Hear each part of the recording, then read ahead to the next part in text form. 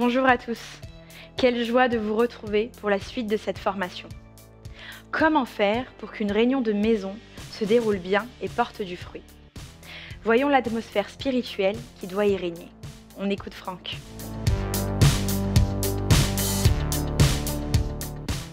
Voyons maintenant l'atmosphère d'une réunion de maison.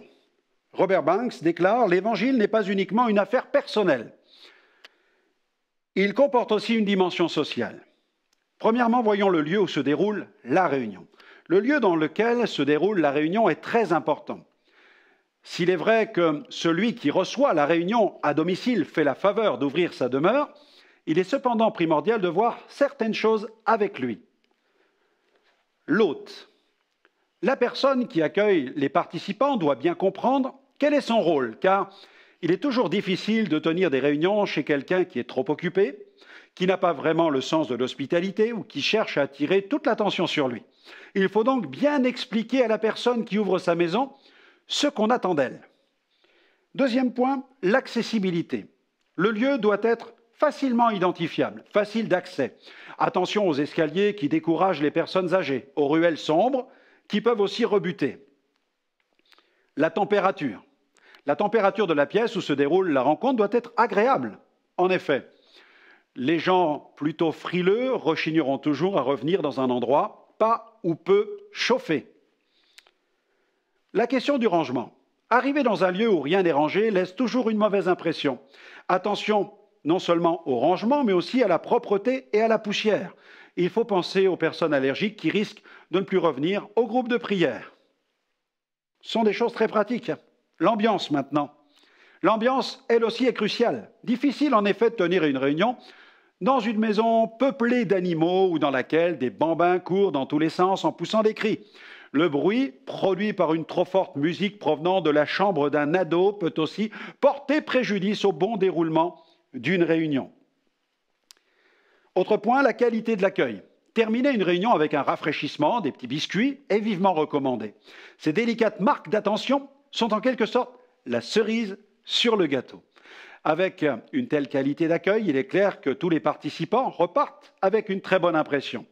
Exercer l'hospitalité est un vrai service qu'il convient d'accomplir de bon cœur. Nous allons faire une lecture. Dans Colossiens 3, verset 23, Paul nous rappelle dans quel esprit l'enfant de Dieu doit accomplir son service. Tout ce que vous faites, faites-le de bon cœur, comme pour le Seigneur et non pour des hommes. Amen.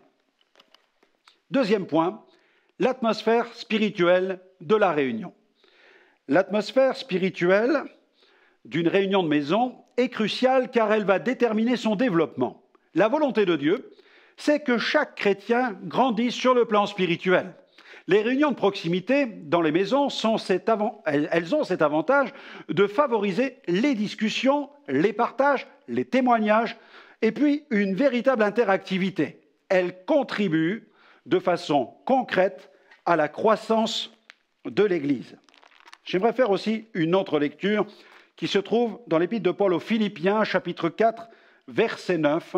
Paul écrit ceci: « Ce que vous avez appris, reçu et entendu de moi, et ce que vous avez vu en moi, pratiquez-le, et le Dieu de paix sera avec vous. » Paul s'attachait à former Christ dans la vie des croyants.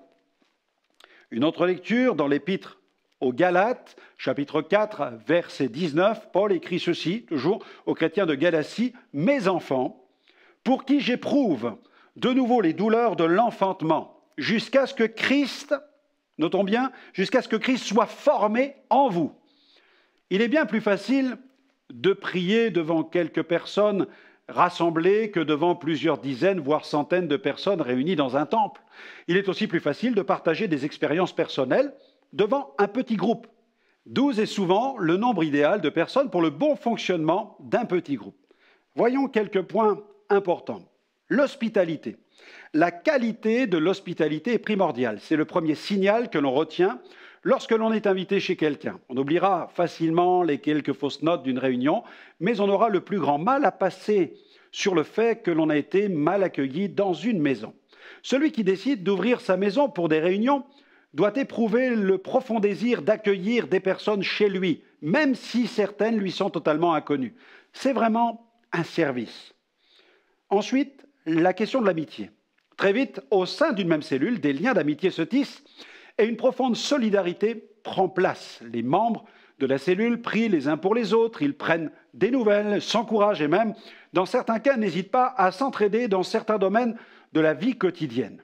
Dans une cellule, c'est vraiment l'amitié qui prime.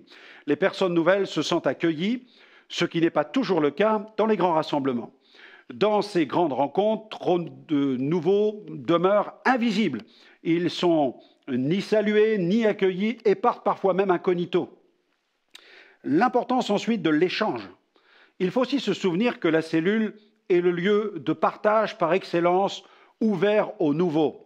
La réunion doit être interactive. Chacun doit pouvoir intervenir, participer, témoigner, donner son avis.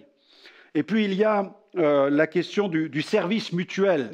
Dans une cellule, différents dons spirituels et talents naturels peuvent s'exercer, que ce soit dans les réunions ou à certaines occasions spéciales organisées par les différents membres du groupe. La mise à disposition de ces talents est une bénédiction pour l'ensemble. Parfois, des repas sont organisés, mais aussi des sorties à caractère ludique, sportif, voire champêtre, au cours desquelles sont organisés même des barbecues. Voilà, il faut développer cette notion de service mutuel. Et puis, il y a l'encouragement. Il convient aussi de veiller à ce qu'aucun esprit critique ne vienne polluer l'atmosphère des rencontres. Sur ce point, il faut se montrer intransigeant, car malheureusement, il arrive trop souvent que certains chrétiens abordent dans la cellule des problèmes touchant à la vie de l'Église locale en général. Il est alors nécessaire de réagir immédiatement et diplomatiquement en précisant que ce n'est ni le moment ni le lieu pour aborder de telles questions. Il faut absolument protéger les nouvelles âmes de ce type d'état d'esprit.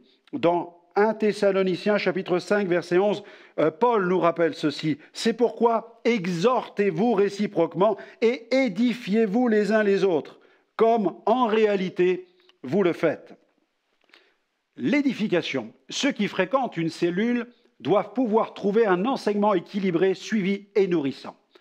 La profondeur de ces réunions est donc très importante. Lorsqu'une personne est déçue par le plat qui lui a été servi dans un restaurant, généralement, elle rechigne à y retourner. Maintenant, quand une brebis a la certitude de trouver de l'herbe fraîche dans la pâture où le berger l'emmène paître, elle ne va pas chercher à aller brouter ailleurs. En tout cas, surtout pas là où l'herbe est sèche. Autre point important, l'évangélisation.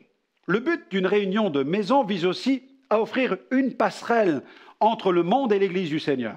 Chacun doit pouvoir y inviter ses amis. Le but consiste à faire connaître Jésus, à présenter aussi l'évangile de la grâce. Et puis, la réunion de maison est une formidable opportunité qui permet de récupérer le terrain que l'ennemi a pris au sein de certaines familles chrétiennes. Bill Hornsby a déclaré « La plus importante chose qui se passe chez ceux qui s'investissent dans le ministère des cellules, c'est qu'ils reprennent possession de leur propre maison. » Et puis un autre point important, les communications du Saint-Esprit. Au cours de ces rencontres de cellules, le Saint-Esprit joue une part active. En tout cas, il doit jouer une part active. Il inspire les prières et ceux qui ont la charge d'apporter la parole de Dieu. Il favorise aussi l'expression des dons spirituels, inspiration, révélation, puissance. Il peut guérir en réponse à la prière de la foi manifestée par les divers membres réunis. Merci Franck. Maintenant, nous avons vraiment envie d'aller plus loin et de créer une cellule de maison. Mais qu'en est-il du conducteur de cellule? Vous désirez en savoir plus? Alors je vous donne rendez-vous dans une nouvelle émission. À très bientôt et que Dieu vous bénisse.